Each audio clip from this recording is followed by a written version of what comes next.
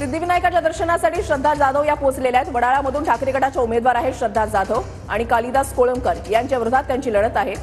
आज प्रत्येक उमेदवाराची धाकधूक ही वाढलेली असणार, कारण अनेक ठिकाणी अनेक मतदारसंघामध्ये बहुरंगी लढती पाहायला मिळत आहेत। सिद्धिविनायकाच्या चरणी लीन होण्यासाठी त्या पोहोचल्यात, दर्शन घेत आहेत, कारण आज महत्त्वाचा दिवस आहे एक उमेदवार म्हणून त्यांच्यासाठी सुद्धा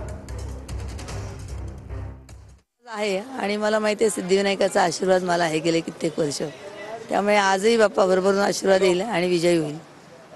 जर पाहिलं तर तिथले सिटिंग आमदार जे आहेत आणि त्यानंतर तुम्ही त्यांना आता टक्कर देताय, काय नेमकं भाजप विरुद्ध शिवसेना अशी लढत ही सगळी झालेली होती? हो झाली ना, पण शिवसैनिकांनी केवळ भाजप आणि शिवसेना नाही, महाविकास आघाडी आणि भाजप अशी लढाई होती आणि त्यामध्ये महाविकास आघाडीचाच विजय होईल आणि मी विजय होईल असा विश्वास मला आहे, कारण तेवढं मतदारांनी भरभरून मतदान केलं।